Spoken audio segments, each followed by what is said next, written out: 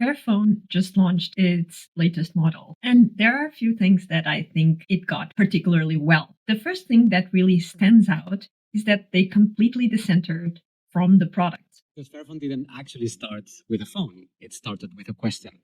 What if a phone could be made differently? Not built to break, not built by harming people and planets, but made to last and made with care. Just like the way they started, it was about a campaign, a movement, a mission, and not about the product per se. And that resonates throughout the launch video. So one of the founders, Mikel Ballester, says that they are more than a product. They can make things differently. The second thing that it's pretty clear is the differentiation from the industry. And Mikel starts talking about how the industry says it's not only the industry, some consumers as well. When I posted a picture of my Samsung earbuds that I had since 2018 and I was trying to get repaired, and I was expressing my frustration coming to the realization that they had no repair, many people said it was impossible to have repairable earbuds. And then I went to a Fairphone website. I knew that they had repairable phones, but didn't know they had repairable earbuds, and realized they did what many people were still commenting as impossible. So I think that challenging what others in the industry say it's impossible is very appealing. Also, they make clear how they are embedding their values into the products. If you watched Apple's presentation at the developers conference, you watched a laundry list of features, and it was a pretty much product-centric presentation. But in this case, the founder repeatedly said that they were embedding their values in the product and across the value chain, how they source the materials that make part of the product, etc. Then we arrive at the part of the product. And we are already more than 1/3 in the presentation. The beginning, as I mentioned, was all about the mission and the problem they were trying to solve. Then they go into the product.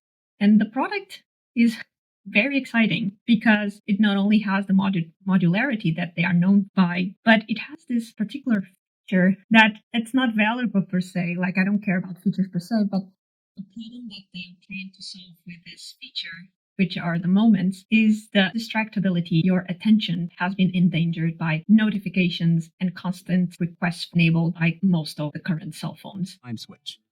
Flip it, and your Fairphone transforms. We call it Fairphone Moments, a calmer, more intentional version of your phone. So this moment, as an expression of the job to be done, the problem they are trying to solve for the user, is a super interesting feature.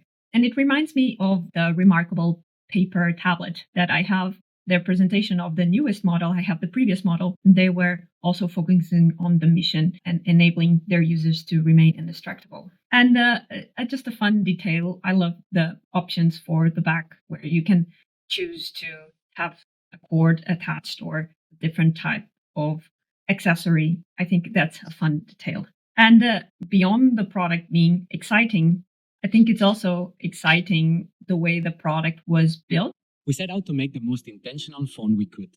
And every choice you'll see momentarily, from the materials to how the interface behaves, it all comes back to a few simple questions. What do people really need? How do we design for that without compromise? And how do we make sure that people building these devices and the planet that supports them aren't treated as invisible? And the video doesn't disclose much about this, but the founder does thank all the different teams that were involved, from product to sustainability to other teams. So it's not only about the product, but also how it is built. And it's mainly about the mission and the problem that they're trying to fulfill. So I think the way they structured their product launch was also mainly focused on the problem they are trying to solve, the product, and also mentioning some aspects of how the product got built. So the product itself is exciting, but the mission and the problem they are trying to solve is super, super exciting. And the way they are defying the established players in the industry, they seem to be miles ahead of the main producers of cell phones, the main brands. From what I've seen, they are not even close to what Fairphone is doing. So kudos to that. Kudos to the presentation.